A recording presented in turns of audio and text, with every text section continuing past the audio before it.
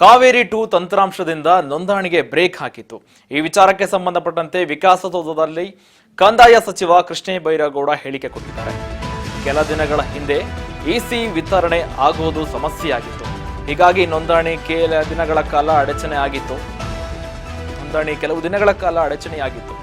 ಆದರೆ ಕೆಲವರು computer misuse ಮಾಡಿದ್ರು. ಹೀಗಾಗಿ ನೋಂದಣಿ ಕೆಲವು ದಿನಗಳ ಕಾಲ ಅಡಚಣೆಯಾಗಿತ್ತು. ಸಿಸ್ಟಮ್ ಮೇಲೆ ಓವರ್ಲೋಡ್ ಮಾಡಿ ತೊಂದರೆ ಆಗಿತ್ತು. ಉದ್ದೇಶಪೂರ್ವಕವಾಗಿ ತೊಂದರೆ ಕೊಡುವ ಕೆಲಸ ನಡೀತಾ ಇದೆ. ಈ ಗವರ್ನರ್ಸ್ ಅವರು ಈ ಸಮಸ್ಯೆಯನ್ನ ಸರಿ ಮಾಡಿದ್ದಾರೆ. ನಿನ್ನೆಯಿಂದ ನೋಂದಣಿ ಕೆಲಸ ನಡೀತಾ ಇದೆ. ಈ ಬಗ್ಗೆ ಕೃಷ್ಣ ಬೈರೇಗೌಡರು ಹೇಳಿಕೆ ಕೊಟ್ಟಿದ್ದಾರೆ.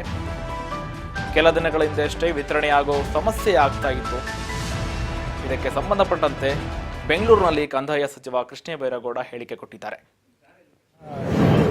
ಮಿಸ್ಯೂಸ್ ಮಾಡಿ ಕೆಲವರು ಸಿಸ್ಟಮ್ ಮೇಲೆ ಓವರ್ಲೋಡನ್ನು ಮಾಡಿ ಕೆಲಸಗಳಿಗೆ ಉದ್ದೇಶಪೂರ್ವಕವಾಗಿ ತೊಂದರೆ ಮಾಡುವಂಥದ್ದು ನಡೆದಿತ್ತು.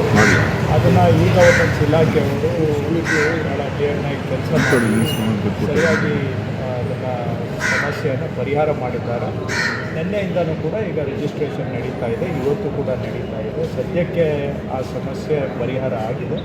ಆದರೂ ಕೂಡ ಮತ್ತೆ ಮರುಕಳಿಸಬಾರ್ದು ಅಂತ ಅವರು ಅದನ್ನು ವಾಚ್ ಮಾಡ್ತಾ ಇದ್ದಾರೆ.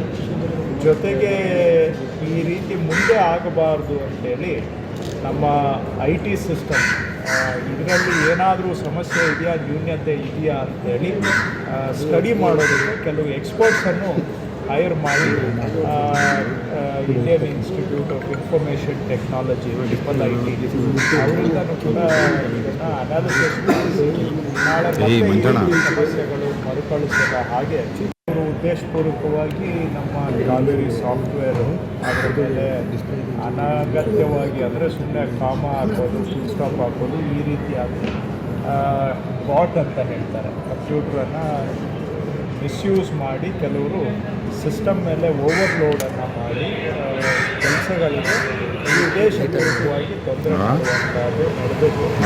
ಅದನ್ನು ಈಗ ಒಂದೊಂದು ಇಲಾಖೆಯವರು ಕೆಲಸ ಸರಿಯಾಗಿ ಅದನ್ನು ಸಮಸ್ಯೆಯನ್ನು ಪರಿಹಾರ ಮಾಡಿದ್ದಾರೆ.